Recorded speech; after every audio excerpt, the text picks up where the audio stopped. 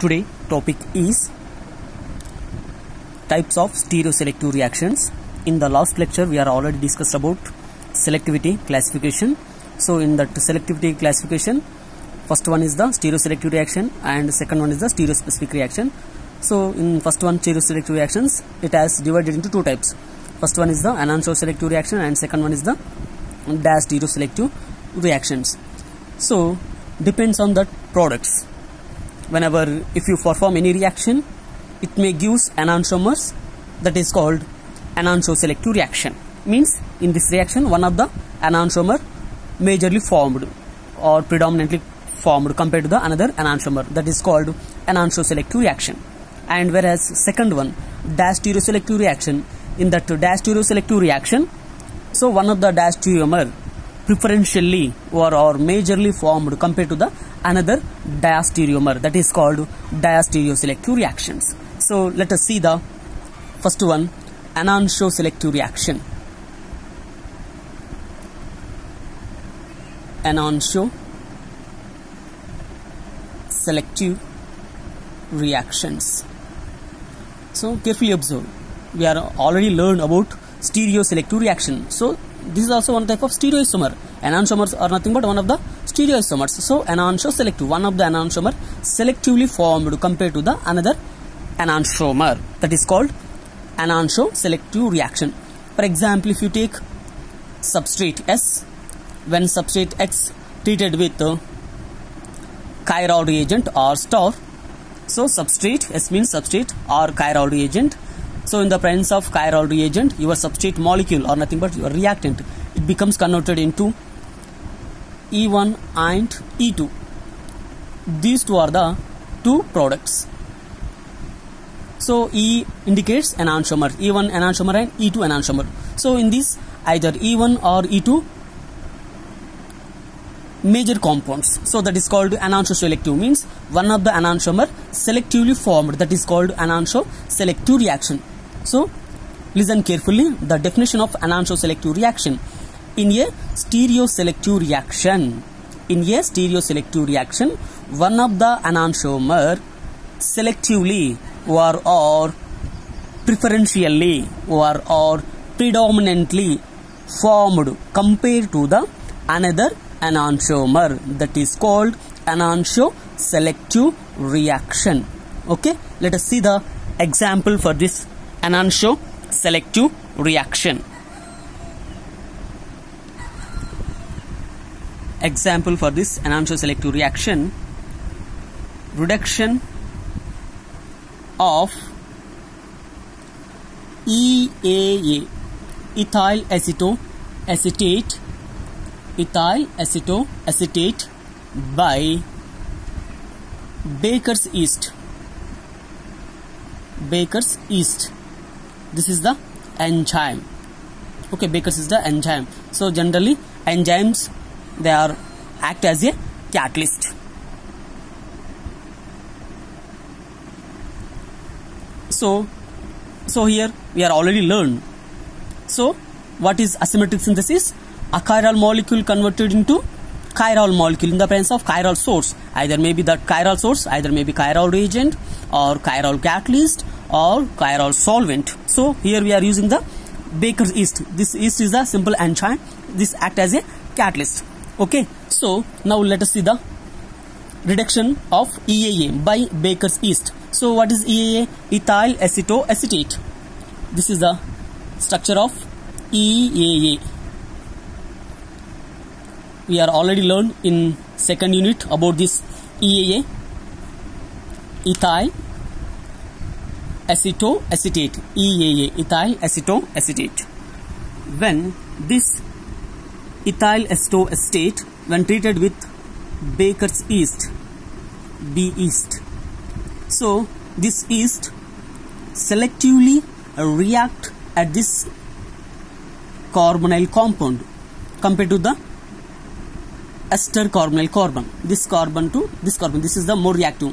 Why? Because reactivity of carbonyl compounds are more than compared to the esters. We are already learned in previous carbonyl compounds. So when treated with ethyl acetoacetate with Baker yeast, it produce 2 enantiomers. It produce 2 enantiomers. Here OET, here OH, and this is the E1 enantiomer. Next, another product or another enantiomer, OET. See the difference. So whereas this is the alpha, a dashed OH bond is there, here thick bond or beta bond OH is there. So this is the E2 enantiomer. So carefully observe, compared to E1 and E2 enantiomers. So E2 is the major product. Sorry, E1 is the major product, whereas E2 is the minor product. So this is the excess. So what is the definition of enantioselective reaction? In a this is the stereoselective reaction. In this stereoselective reaction, one of the enantiomer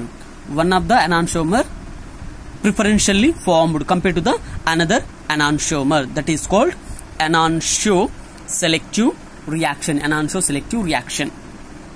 Next, check that either they are enantiomers or whatever may be. Check the configuration according to SIP, Kohn-Ingold Prelog rules. So this is the according to SIP rules. This is the first priority, whereas this is the second priority. This is the third priority, and whatever hydrogen is there, so this is a beta hydrogen. So this is the fourth priority. What is the direction here? 1, 2, 2, 3. What is the direction here? 1, 2, 3, clockwise direction. And the least priority group having above the plane. So configuration is reverse. What is the configuration? What is the direction here? 1, 2, 3, clockwise means R, but the least priority group is above the plane, so R becomes S. So this is the S configuration. This is the S configuration chiral molecule. Let us see E2 enantiomer configuration. This is the first one, this is the second one, this is the third one, and this is the alpha hydrogen. So this is the least priority. 1, 2, 3. What is the direction here? Once again, clockwise direction, but the least priority group is along to the observer or below the plane. So there is no any reverse case. So same configuration, clockwise. So R configuration. So now check the relationship between your R as well as S. So these two are the enantiomers. So in this, S enantiomer is the major product. S enantiomer is the major product compared to the R enantiomer. Now this is called enantioselective reaction. Okay. Next second one example is diastereoselective reaction. This is the second classification. Diastereoselective reaction. So what is the definition of diastereoselective reaction? Just apply the same above the definition of enantioselective reaction. So simply, in a stereoselective reaction, one of the diastereomer selectively or predominantly or preferentially formed compared to the another diastereomer. That is called diastereoselective reaction. Okay. See the example for this diastereoselective reaction. So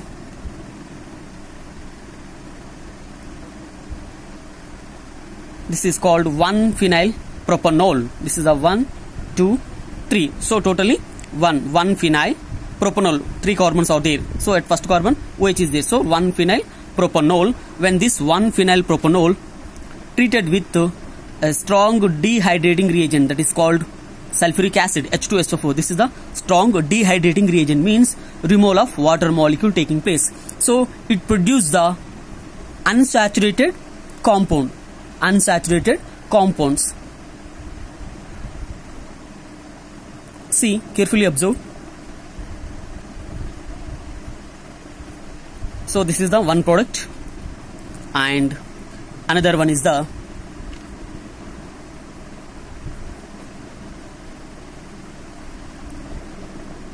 this one. So carefully observe.